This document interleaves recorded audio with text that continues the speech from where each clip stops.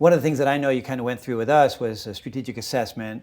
And that has a valuation built in and maybe some marketability study and maybe who potential buyers are. Was that helpful? How'd that sort of color your decision-making process? I think it's probably a year before you ended up going to market. I had spent all of 22 not saying out loud what I was thinking, right? Yeah. Which was, I think I need to go this direction. Yeah. And so I internalized it for about a year. And then I spent all of 23 researching. And I felt like 23 was let me subtly ask questions from my business peer board, and I went to sit and watch that panel. Yeah. I learned a lot. I think I took like 12 pages of notes at that panel very subtly in the back row. That was my research year, and I really wanted to understand what's the right way to go to market. But then I needed to understand what is my business marketable.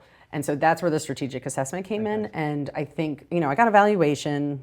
As you know, we did far better than what my valuation was. Right. That was really, the valuation was kind of a wake-up call of, oh, you need to get your act together. You need to get this together. I think what we didn't anticipate was how competitive the market was when we finally hit the market. But the thing that it really hit home for me was, so all of us business owners have like weak spots, right? We have little blind spots. No, I know, shocking. Yeah.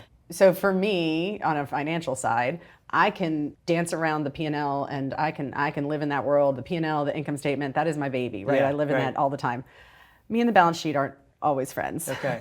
Me and the balance sheet are I'm like, hey, balance sheet, I see you over there, but I just don't pay that much attention to it. And when you're selling your business, the balance sheet's very important. Yeah. And so I got a little 101 course in networking capital. That's a very key metric that I paid zero attention to prior to doing that strategic assessment. And understanding our cash flow and understanding our debt, and that was a lot of things that I was like, I don't have to worry about those because we're doing okay over here. Yeah. But when you're going to sell your business, that balance sheet is really key. And that really was a wake-up call for me, was to get that understanding of that. Yeah. Charlie and Katie did a really good job of explaining that. I think if I have to explain net working capital one more time, it'll be the 58,000th time I think I've explained it to. Because it's not something we pay attention to. As an operator, you don't think of it. You think of cash flow. You know whether you can make payroll and things like that, and can I make this investment? But it's the concept that investors think of constantly because they have to have an enterprise that's going to be able to run. Once they invest in it, right. And they don't want to invest any more money to make it run. But it is a concept that most folks struggle with. So you're in good company. Yeah. Okay. I'm not alone then. That was a wake up call. I was like, I actually went and studied back afterwards and did a bunch of research on trying to wrap my head around net working capital and how can I calculate it, or how can I ask my finance person to help me calculate it without her asking questions. Yeah. We sold a company once, and I was the operator. And we were short. We're going to be short on the capital stack. Mm-hmm. So it was a private equity group that came in and acquired us. And we were short with the founders. We weren't going to make their number. And one of the young private equity guys said, well, we can fill this in with mezzanine financing.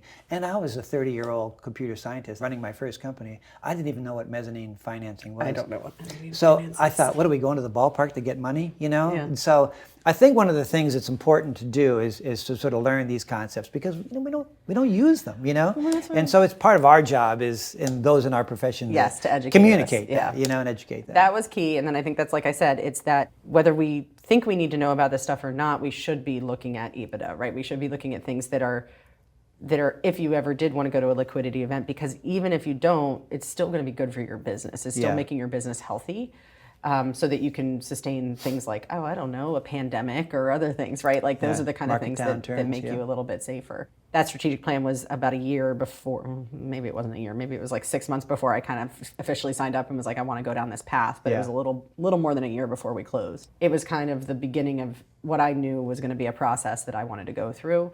But I just wasn't ready to jump in 2 feet yet. So that assessment was a good way for me to kind of get a couple months to digest the information and figure out, can I do this? Can I start building value? And honestly, I'm very proud of what we did and how we accomplished it. But I spent 23 researching and also slowly starting to nudge my company in the right direction in terms of financials. Because I did a ton of investing in the business, but not enough thinking about how to make the business valuable. That was a wake-up call for us. It was 2022. It was the end of 22, and it was when the job market went bonkers. Remember when everybody was I was losing technicians left and right. People were leaving.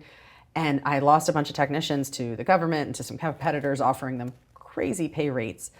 And I had a handful of technicians say to me, they were like, well, we love this company and we love it here, but it's a lot of money. That was the wake up call for me that I can make it as nice as I want, But if we're not profitable, that I can invest in high level talent, then I'm doing myself a disservice. So I started going down that path in 23, but then in 24, as we were going through the sale process, all the things we had put into place prior started hitting, and it made an impact on our EBITDA dramatically, which was great for us, and the timing worked out. So timing's key too, right? We were talking about that earlier. Like, you just never know. You never know what's going to happen. Yeah, we're in the time where we don't know what's going to happen. Well, especially now. But then I think in addition to that, my market's consolidating, and it's a fragmented industry. It's consolidating. It's just going to happen. And so I had to make that decision. One of the reasons I made the decision was, I had to make sure my head and my heart were in it. It was the right time. I got it as far as I could take it, but also the buyers that I worked with, they like to call it like getting a dance partner. They're like, everybody in your industry is getting a dance partner right now. You do not want to be the one left without a dance partner. When the music stops, you want to have a chair. Yeah, you want to have a chair to go to. And so I really realized, I was like, whether I like it or not, the industry is consolidating.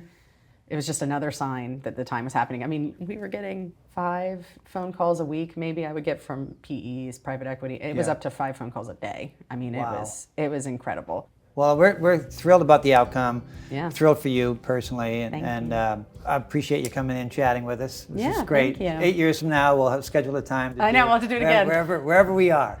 That'll be a whole nother life at that point. Thanks, Anna. Thanks, Marty. Appreciate it. Thank you.